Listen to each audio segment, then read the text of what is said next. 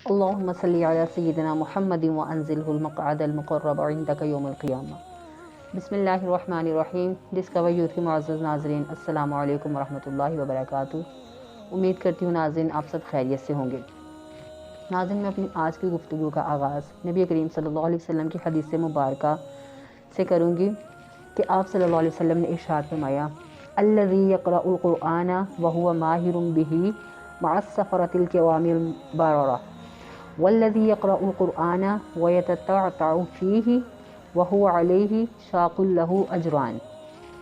نبی کریم صلی اللہ علیہ وسلم کا ارشاد ہے، آپ سرکار صلی اللہ علیہ وسلم فرما رہے ہیں کہ جو آدمی مہارت کے ساتھ قرآن مجید کی تلاوت کرتا ہے وہ معزز فرشتوں یعنی کرامن کاتبین کے ساتھ ہوگا،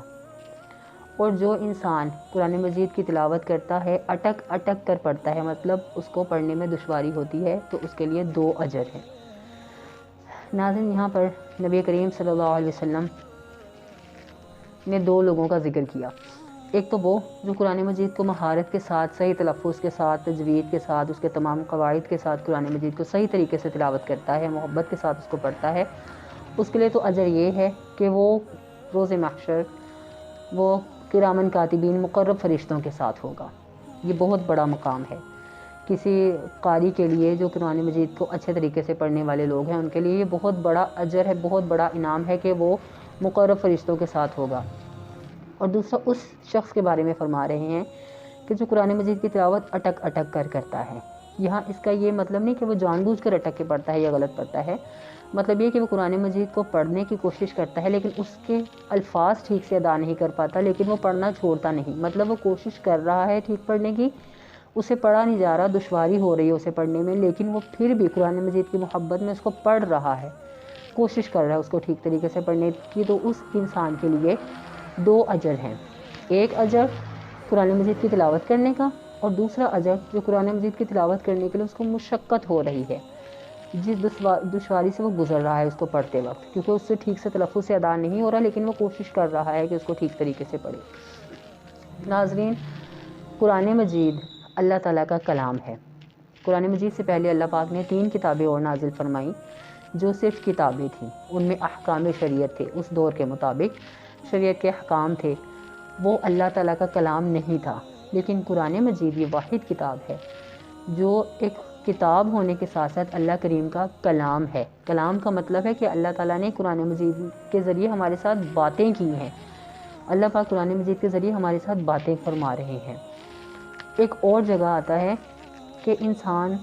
جب چاہتا ہے کہ وہ خود اللہ تعالیٰ سے باتیں کرے تو وہ نماز پڑھنا شروع کر دے، یعنی کہ نماز میں انسان اور اللہ کریم کے درمیان جتنے بھی پردے ہیں وہ تمام گرا دیے جاتے ہیں، اور انسان اللہ تعالیٰ کے ساتھ براہ راست گفتگو کر رہا ہوتا ہے، براہ راست اللہ تعالیٰ کے ساتھ وہ کلام کر رہا ہوتا ہے۔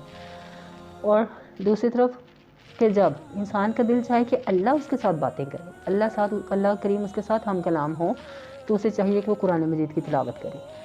یہاں یہ بات واضح ہوگی کہ قرآن مجید اللہ تعالیٰ کا کلام ہے، اللہ تعالیٰ کی باتیں بھی ہیں، یہ صرف ایک کتاب نہیں ہے کہ جس کو پڑھا اور رکھ دیا، یہ اللہ تعالیٰ کا کلام ہے۔ اللہ تعالیٰ اس کے ذریعے اس امت کے ساتھ خود براہ راست بات کر رہے ہیں، براہ راست وہ اس امت کو جو تمام قیامت تک آنے والے واقعات ہیں، جو احکام ہیں، وہ خود بتلا رہے ہیں۔ اب ناظرین، یہاں تلاوت کی بات ہو رہی ہے، ایک اور جگہ نبی کریم صلی اللہ علیہ وسلم کے ارشاد مبارکہ کا مفہوم ہے۔ آپ سرکار فرماتے ہیں کہ قرآن مجید کے ایک حرف پڑھنے کے بدلے میں 10 نیکیوں کا اجر لکھ دیا جاتا ہے۔ ایک حرف پڑھنے کے بدلے 10 نیکیوں کا اجر لکھ دیا جاتا ہے، اور ساتھ فرماتے ہیں کہ الف لام میم، یہ ایک حرف نہیں بلکہ الف الگ حرف ہے، لام الگ حرف ہے اور میم الگ حرف ہے، یہ تینوں الگ الگ حرف ہیں، اور ہر حرف کے بدلے میں 10 نیکیوں کا اجر انسان کے نامہ اعمال میں لکھ دیا جاتا ہے۔ تو ناظرین، قرآن مجید کی تلاوت کرنا بہت بڑی عبادت ہے، اس کا پڑھنا ہی بہت بڑی عبادت ہے، اور اس کو باوضو ہو کر اچھے طریقے سے اس کو بیٹھ کر اس کی تلاوت کرنا، صحیح تجوید کے ساتھ، قواعد کے ساتھ، جو قرآن مجید کی تلفظ ہے اس تلفظ کے ساتھ اس کو صحیح طریقے سے محبت کے ساتھ پڑھنا، یہ تو باعث ثواب ہے ہی ہے۔ اور دوسرا انسان جو قرآن مجید کی تلاوت کرنے میں مشقت اٹھا رہا ہے، کوشش کر رہا ہے، اس کے لیے بھی ثواب ہے، اس کے لیے 2 گنا ثواب ہے۔ یہاں کبھی بھی یہاں یہ بات واضح ہوتی ہے کہ کبھی کسی کو ایسا اگر کوئی کوشش کر رہا ہے پڑھنے کی، اس سے نہیں پڑھا جا رہا تو اس کو کمتر مت سمجھیں کہ یہ قرآن پڑھ ہی نہیں سکتا۔ وہ کوشش کر رہا ہے، اللہ نے اس کے لیے 2 اجر لکھے ہیں، 2 اجر بتائے ہیں کہ اللہ کے قرآن کو پڑھنے کے لیے وہ کوشش کر رہا ہے، اسے دشواری ہو رہی ہے، اس لیے اس کے لیے 2 اجر ہیں۔ تو جو صحیح قاری ہے اس کے لیے بھی اجر ہے، وہ بہت بڑا اجر کہ وہ مقرب فرشتوں کے ساتھ ہوگا، اور اس کے لیے انشاءاللہ جنت پکی ہے۔ ظاہر ہے جو کرامن کاتبین کے ساتھ ہوگا روز محشر تو اس کے لیے جنت کا فیصلہ تو انشاءاللہ پکا ہی ہوگا، اور جو مشقت اٹھا رہا ہے اس کے لیے بھی 2 اجر ہیں۔ اچھا ناظرین، اب یہاں ایک اور بات واضح کرتی چلوں کہ ہم لوگوں نے آج کل کی نسل میں، آج کل کے دور میں قرآن مجید کو ثواب کی نیت سے پڑھنے کا معمول تو ہم بنا لیتے ہیں، فضیلت کے لیے تو ہم پڑھ لیتے ہیں، برکت حاصل کرنے کے لیے تو ہم پڑھ لیتے ہیں، لیکن قرآن مجید کا اصل مقصد یہ نہیں ہے۔ قرآن مجید کا مقصد صرف یہ نہیں ہے کہ اس کو برکت کی خاطر پڑھ لیا جائے، اس کو فضیلت یا ثواب کی نیت سے پڑھ لیا جائے اور بند کر دیا جائے۔ اصل میں قرآن مجید کا مقصد یہ ہے، ثواب تو ٹھیک ہے ہی اس کی تلاوت کا بہت بڑا، اس کا کوئی اس کے ثواب کا جو نعم البدل ہے وہ نہیں ہے، اور دوسری طرف ہے اس کا سمجھ کر پڑھنا، یہ جو اصل مقصد ہے۔ اللہ تعالیٰ نے قرآن مجید کو نازل کیا، اس کے پیچھے مقصد یہی ہے کہ اللہ تعالیٰ انسانوں کو اس کی پیدائش سے لے کر قیامت تک ہونے والے جتنے بھی اعمال ہیں ان سے آگاہ کر رہا ہے، خیر شر، نیکی بدی، برائی، تمام فتنوں سے آگاہی دے رہا ہے، اور قرآن مجید میں مکمل ہدایت ہے انسان کے لیے، پیدا ہونے سے لے کر مرنے تک ہر چیز کے معاملے میں انسان کے لیے رہنمائی ہے۔ ناظرین، آج ہو کیا رہا ہے، ہم نے اپنی اولادوں کو، اپنے رشتہ داروں کو، اور خود ہم نے، آج کی نسل نے قرآن انجینئر تو ہم لوگ بن گئے پڑھ کے بہت اچھے، ہم ڈاکٹر بھی بن گئے، ہم نے اپنی کامیابی کے جھنڈے ہر جگہ گاڑ دیے، کامیاب سیاستدان بن گئے، کامیاب سائنسدان بن گئے، زندگی کے ہر شعبے میں، غرض ہر شعبے میں ہم نے کامیابیاں حاصل کر لی۔ پیچھے ہیں تو ہم کہاں پیچھے ہیں کہ ہم قرآن کو سمجھنے سے قاصر ہیں، ہم نے قرآن مجید کو سمجھنے کی کوشش ہی نہیں کی۔ ہم اپنے بچوں کو قاری کے پاس بھیج کر قرآن مجید پڑھنے کی ذمہ داری سے ہم سمجھتے ہیں کہ سبکدوش ہو گئے، ہم نے اپنی ذمہ داری ادا کر دی کہ ہمارے بچے کو ہم نے قرآن مجید پڑھا دیا۔ دنیاوی تعلیم کے حصول کے لیے ہم ہر کوشش کر جاتے ہیں،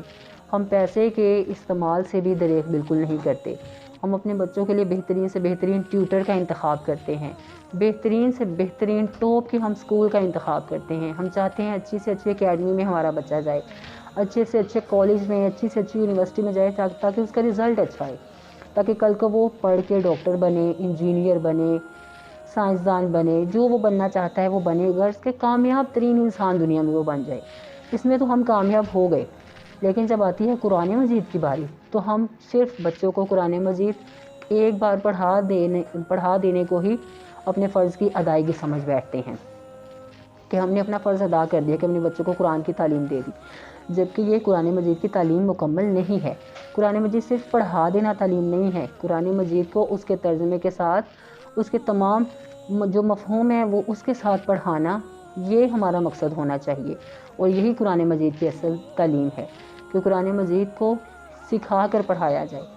صحیح تجوید کے ساتھ پڑھنا تو ضروری ہے ہی، لیکن اس کے جو مطلب ہے، جو اس کا ترجمہ ہے، وہ انسان کو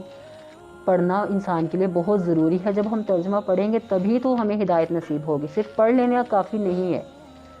جس طرح ہم دوسری زندگی کے شعبوں میں جانے کے لیے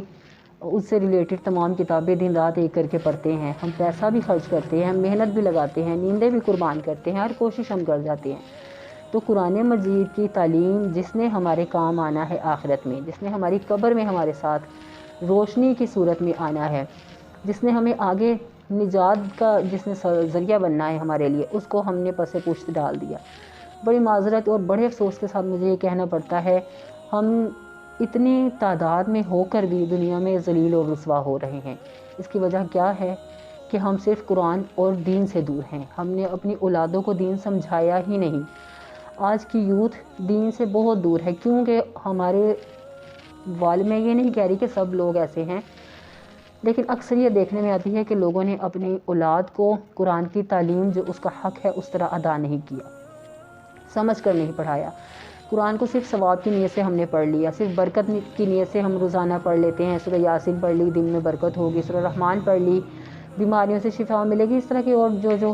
صورتیں ہیں وہ سب تو ٹھیک ہے، پڑھنا چاہیے، ثواب ہے اس کا بہت زیادہ ہے، اس کا کوئی اس میں شک نہیں ہے کہ قرآن مجید شفا ہے، مکمل کی مکمل وہ کتاب شفا ہے، منبع ہدایت ہے۔ لیکن شفا کے طور پہ ہم پڑھ لیتے ہیں، فضیلت کے طور پہ، برکت کے طور پہ ہم اس کو پڑھ لیتے ہیں، لیکن جہاں آتی ہے بات ہدایت کی تو ہدایت صرف پڑھ لینے سے نہیں ملتی، اس کو سمجھ کر پڑھنے سے ہدایت آتی ہے، اس کو سمجھ کر پڑھنے کی ضرورت ہے۔ ناظرین اس پر دھیان دیجیے، اپنی اولادوں کو اور خود بھی آپ اور اپنے گھر والوں کو، جو لوگ آپ سے منسلک ہیں ان سب کو یہ سمجھائیں اور خود بھی اس بات کو باور کروائیں کہ آپ قرآن مجید کو سمجھ کر پڑھیں، پھر ہی اس کا ہم حق ادا کرنے والے بنیں گے۔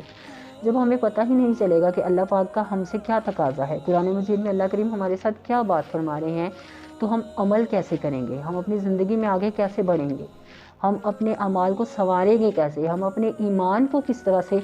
تازہ رکھ سکتے ہیں۔ تو یہ چیزیں بہت ضروری ہیں ہماری زندگی میں شامل کرنی چاہیے ہمیں، اور انہی چیزوں پر ہمیں محنت کرنے کی ضرورت ہے۔ آج کے دور میں یوتھ جس راستے پر چل نکلی ہے، آج کی جو نسل جنریشن جس راستے پر چل نکلی ہے، یہ صرف اور صرف قرآن سے دوری کی وجہ سے ہے کہ ہم نے قرآن کو سمجھ کر نہیں پڑھا۔